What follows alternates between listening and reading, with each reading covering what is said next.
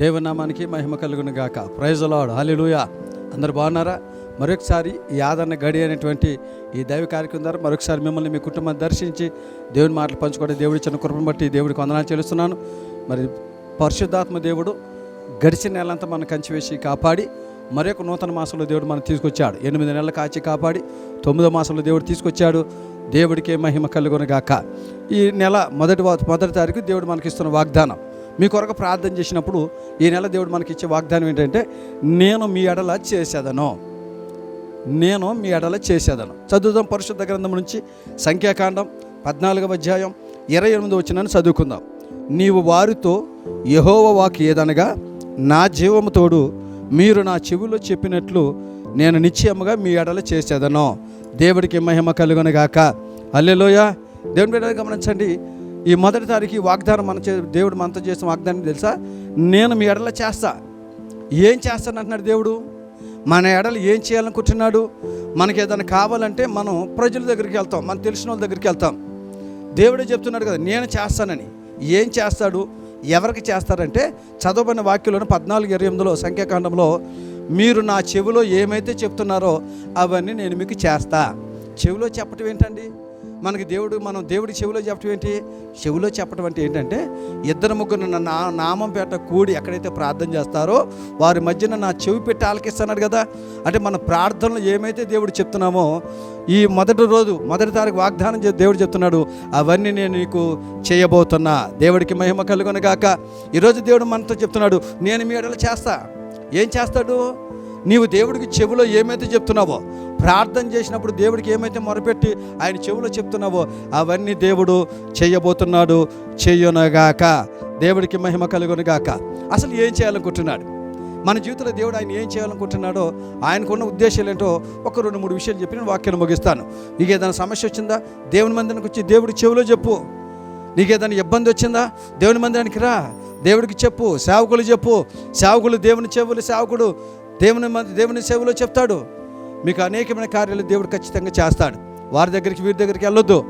దేవుడికి చెప్పు, మీ పట్ల దేవుడి కార్యాలు చేస్తాడు. ఏంటి మన పట్ల దేవుడు ఏం చేయాలనుకుంటున్నాడో ఒక 2-3 విషయాలు చెప్తాను. మొదటిది పరిశుద్ధ గ్రంథం నుంచి నిర్గమకాండం 23వ అధ్యాయం 27వ వచనం మాట ఏంటో చూడండి. సమస్త శత్రువులను నీ ఎదుట పారిపోయేటట్లుగా దేవుడు చేయబోతున్నాడు. ఈరోజు ఆయన చేయాలనుకున్నది ఏంటో తెలుసా అండి? ఈ నూతన మాసంలో, ఈ నూతన నెలలో, ఈ 9వ మాసంలో మొదటి తారీఖున దేవుడు నీతో మాట్లాడుతున్నాడు. ఏ శత్రువు అయితే నేను భయపెడుతున్నారో నీ ఎదుట శత్రువులందరినీ నేను పారదోలబోతున్నా, వారిని విడిపించబోతున్నానని దేవుడు చేయబోతున్నాడు. ఆయన చేయబోయే మొదటి కార్యం ఏంటి తెలుసా? మన ఎదుట ఉన్న శత్రువులను దేవుడు ఆయన పారదోలబోతున్నాడు. ఈ రోజున మనిషికి ఉన్న శత్రువులు ఏంటి? 1 భయం, 2వది రోగం, 3 నమ్మక ద్రోహం. ఎవరైతే ఇలాంటి శత్రువులు ఉన్నారో వారందరూ నేను పారదోలైపోతున్నాను, వారిని తుడిచివేయబెట్టబోతున్నాను, మీరు భయపడొద్దు. 2వది ఆయన మనకి ఏం చేయాలనుకుంటున్నారో తెలుసా?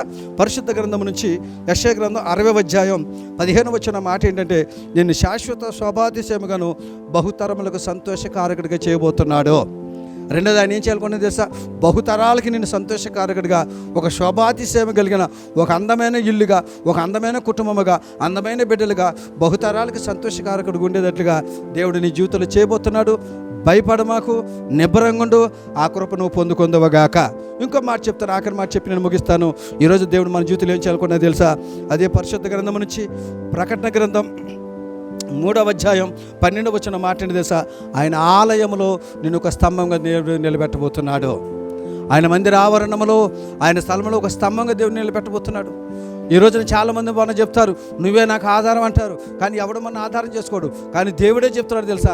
నేను ఒక స్తంభంగా నా మందిరం నిలబెట్టబోతున్నాను, ఒక ప్రాకారం కలిగిన స్తంభముగా, బలమైన స్తంభంగా నేను నిలబెట్టబోతున్నాను. అలా నేను చేయాలని ఉద్దేశం కలిగి ఉన్నాను కనుక భయపడొద్దని దేవుడు ఈ రోజున, ఈ మొదటి తారీఖున, ఈ నెలలో మొదటి రోజున దేవుడికి వాగ్దానం చేస్తున్నాడు.